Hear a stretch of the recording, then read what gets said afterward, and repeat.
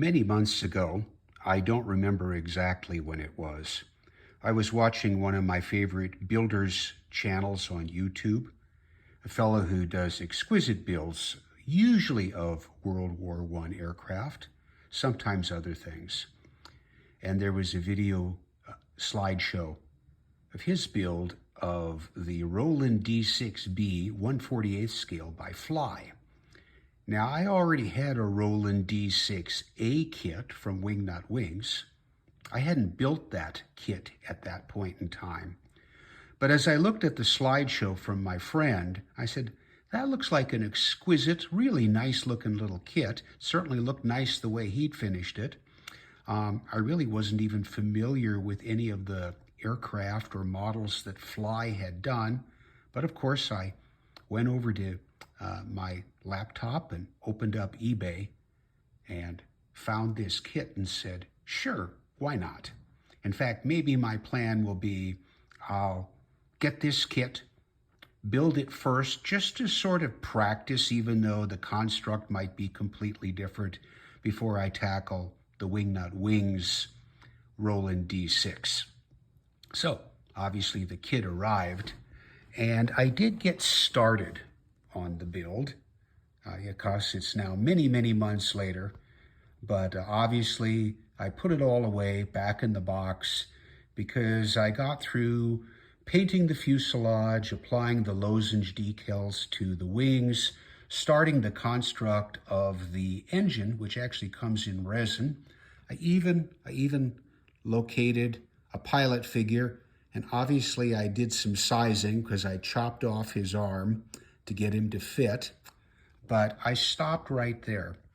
Now, I think the reason I stopped is I was looking at the assembly for the struts, both the cabane, the landing struts, and the wing struts, and thought, that's going to be damn fiddly. Whatever. I put it all back in the box and forgot about it. And then, subsequently built some other things, including the Wingnut Wings Roland D6A in 1/32.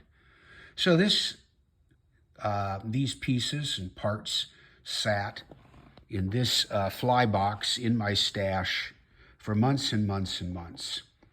But when I was buying the Roland D6B and I'd gone to ScaleMates and then I'd done a search on eBay, I saw that Fly made another interesting plane. They made several actually, but there was a kit there that I thought, well, why not? But I think it was from the same seller.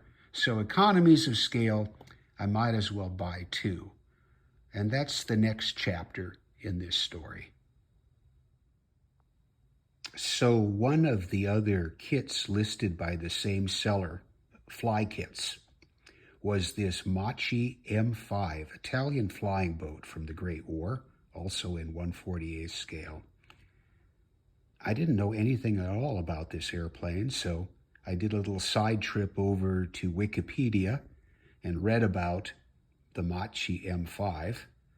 And I looked at the box art here and did a little checking, cross-checking, and said, hey, might as well pick up this kit too, which I did. So it arrived at the same time as the Roland. This one, well, I didn't start building at all. I opened it up, took a look at what was inside. Looked like it was reasonably molded, looked like it might be a pretty decent, nice little airplane to build, but I got sidetracked on other projects. So this also went back in the stash. So skip ahead to 2025. A year maybe has passed since I got those two kits from Fly, started one, never started the other, put them back in the stash. And sure enough, my YouTube friend who does these Great War model builds puts up another slideshow of his build of the Machi M5. Remember that plane? This is by a company called HpH Models, or maybe as some folks would say, HpH Models. It's a company from the Czech Republic. And this is a vintage kit, limited edition. I think it came out at least 8 years ago. I don't think it's actively being sold by any distributors or retail outlets. But after seeing what my friend had done with this build, of course it's bigger, 1/32 scale, and I knew what the kit looked like unassembled in a smaller scale. And then I saw the slideshow of how this flying boat looked, and I thought, okay, take the plunge. Can I find one? Sure enough, there were maybe two kits listed at the time I took a look. And I read the description, and I gulped at the price. I knew it was limited edition. I also knew that it was mostly resin. This wasn't a styrene kit. It was almost hand manufactured, or small productions, so it could be quite messy. Being that old, I was wondering about what's going to look like when I get the box.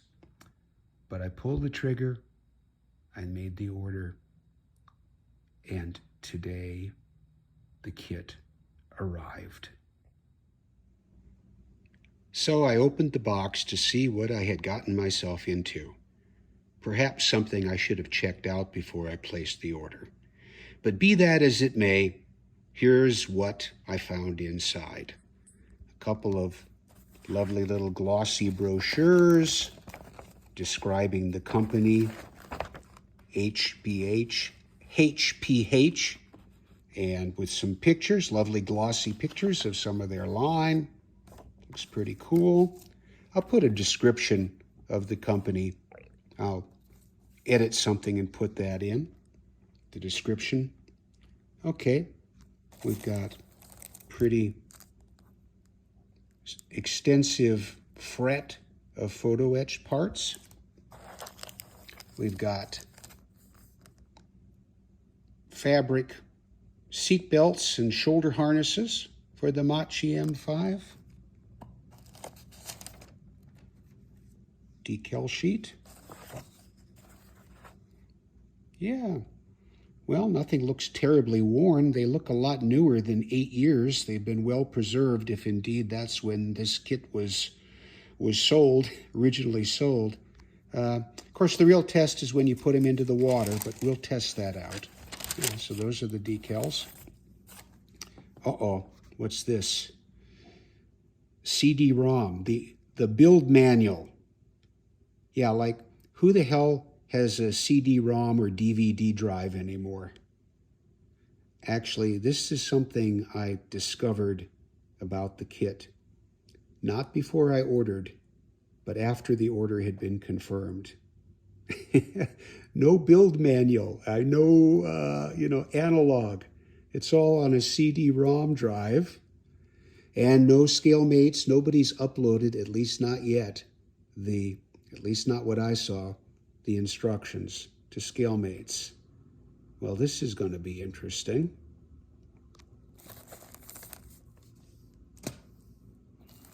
Yeah, wooden parts. Okay, this is for the trolley. Because, this is a flying boat, so when it's on land, the trolley cart in wood. And then we've got these compartments, bubble-wrapped plastic bags, and here's where the resin kit is. So let's take a look at the big piece. One piece.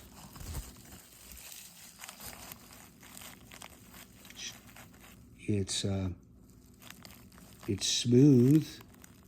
One piece fuselage there. Obviously you cut away, open up that cockpit area, pop it out. Engine mounting goes in here. Bottom panel will go in there.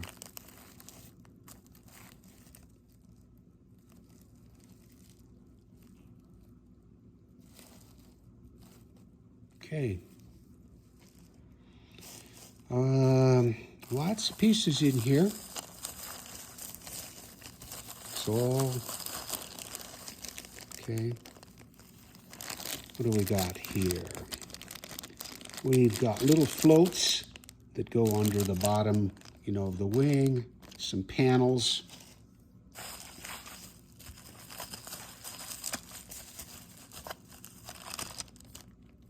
I see that the strut's bracing.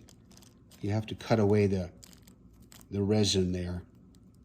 I'm glad that they actually left that in. Those could have probably a good thing for safety standpoint so that pieces wouldn't break.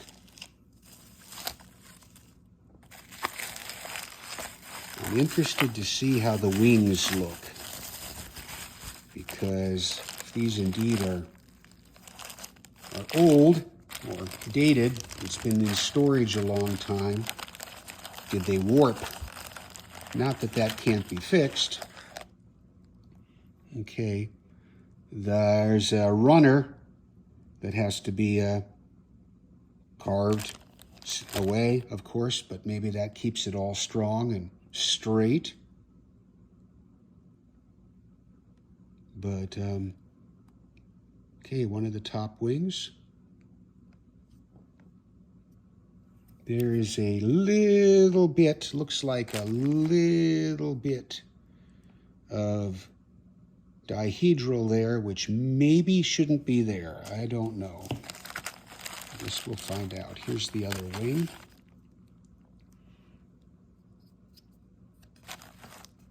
Well, we're going to have to set this on a level or something. There may, okay.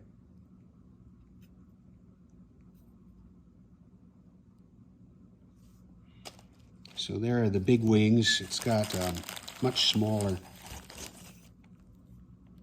Okay, there's the bottom wings. One-piece wings. Good. Need to put pins in there, obviously, to get everything. There's the other one.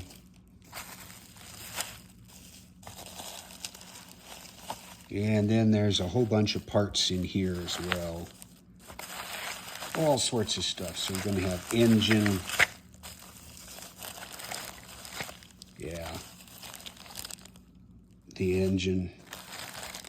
Tailplane. All sorts of other parts, which I'm not going to open at the moment.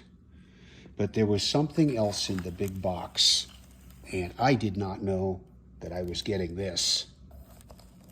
The seller had done a printout of the instructions from the CD-ROM. I did not know I was getting this, and put it in a nice, lovely folder, 3-ring notebook, and now I've got huge blown up instructions.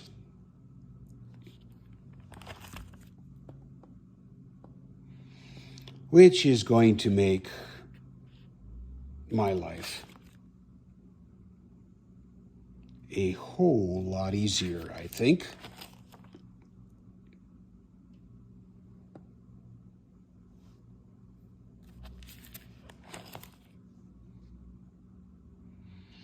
And when I look at things like this, I'm really glad I've got a set of very visible instructions to be working with.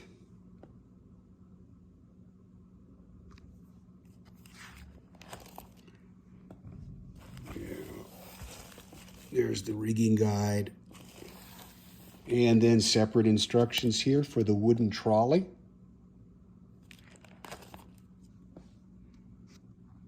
Cool, huh?